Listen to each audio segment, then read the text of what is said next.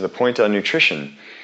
Now, most of what we'll be doing throughout this program is going to get you fit. And to that extent, I mean that it is going to make your body tougher, more resilient, stronger. It will help you get a little bit leaner.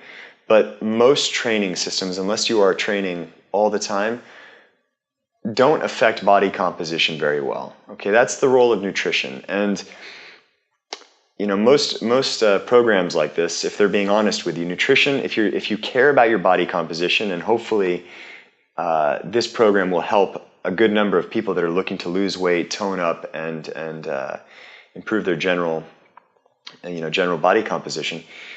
If that's a priority for you, the nutrition side of things is probably 70% of the game at least. Okay, that's not the whole game of what you'll get out of the training process, but that is what will determine not how you necessarily feel, but how you look when you take your clothes off. Okay, it's also what's going to give you the proper fuel to be able to meet all the workouts and help you recover from them. Okay, it's a crucial component. And you will have supplementary reading that explains this in a little bit more detail. But to reiterate, the only things that you need to keep in mind: vegetables, meat, fish, and eggs. Okay, it's that simple. This should be the core component.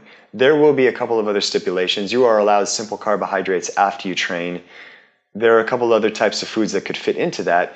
But if you can't get those things right, if you can't have 3 meals a day that fill your plate first with vegetables and then with a healthy source of protein and fat, you can't make it through this process and get meaningful results. This is the starting point.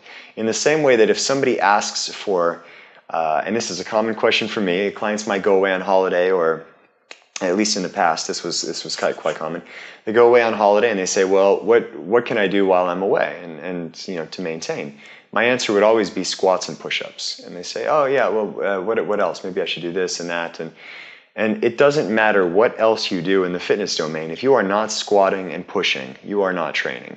All the other stuff is icing on the cake. If you do those things and you are neglecting or missing the squat and the push, you might get lucky. But you are not manufacturing, you're not manufacturing a strong body or a successful program in that way. To the nutrition side of it, it's exactly the same. If you are not getting those components right, you are not eating right. Okay, there's other stuff that might be considered healthy, but it will be contingent on where you are, and again, we'll dissect that. So for all people, fruit has a lot of good stuff in it. If you are trying to lose 30 pounds in the next 1 to 2 months, fruit is not good for you. It's full of sugar. Okay, but it has a lot of stuff for the athlete that might need more calories in their diet or more energy throughout the day. But what we all need and what we all cannot do without: vegetables and meat, fish, or eggs. If you are a vegetarian, I've worked with many. I try to get them to quit that immediately. I've got no problem with the long game if somebody is a vegetarian, but if you are serious about maximizing the results in this program, I would suggest you try to incorporate one of these sources of protein on a regular basis, just to give yourself a chance of actually recovering from the workouts and building back up. Vegetables, meat, fish, or eggs. So the next question that normally comes after I explain that type of thing is somebody will raise their hand and they'll say, well, what about dairy? And my reply is the same: vegetables, meat, fish, or eggs. And they'll say, what about fruit? And I'll say, vegetables, meat, fish, or eggs. What about nuts and seeds? Vegetables, fish, meat, eggs. Keep it that simple. This is your base. You can't deviate too much from this. We're not talking only about general health and well-being. We are also talking about building a lean, strong physique and performing at your best. This needs to be the base, okay? You'll be able to incorporate some of those other elements, but you need to structure and have a plan for these things in particular. The other things will take care of themselves with time. You will deviate from your diet. Everybody does, and you should be honest about it when you do, but hopefully you deviate in a planned and structured way, because if it's happening haphazard, and for most of my previous clients, and it probably will for some of you, you probably have work meetings, you probably have social engagements. If you are serious about this, they will only occur on pre-designated days, or you will anticipate what's to come and come up with a good excuse. If you have to drink for work, which is really common in Asia and especially China, I'm on medication. I'm sorry, guys, I can't drink that. I'm going to get real sick if I do.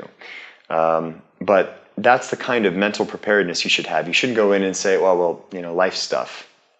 This is impossible. The whole point of this program is to get you to a point where you are looking at yourself first, your mind first, your body first, and not everything else that's going on around. Once you take care of that, everything else gets a whole lot easier. If you continuously put emphasis or precedence on what other people want and through social engagements, the whole thing will be for naught. And what that means in terms of preparation, okay? I generally tell people that if you don't know what you're going to have for breakfast, lunch, and dinner for the next 3 days in detail, you're going to lose this battle. Okay, that's the starting point. So what that means, if you've got a busy schedule, you'll need to pre-prepare probably at least your proteins for the week. That means maybe on a Sunday, you cook 10 portions or something like that so that you've got that prepared. Or which restaurants or what, specifically what meals at certain types of restaurants that you can go to that will still meet the overall nutrition requirements. And you just can't get there without it. And this is one of those things where it's definitely a slippery slope. Once you start missing a workout, you miss 2 workouts. Once you start deviating in an unplanned fashion, it steamrolls. And then you're going to do it twice and 3 times and 4 times, and then you're going to get to a point where you just can't get it back. But if you go into it and you say, this is more important, and I can prepare and pre-plan these next few days, then you have a real chance at making meaningful differences throughout the process.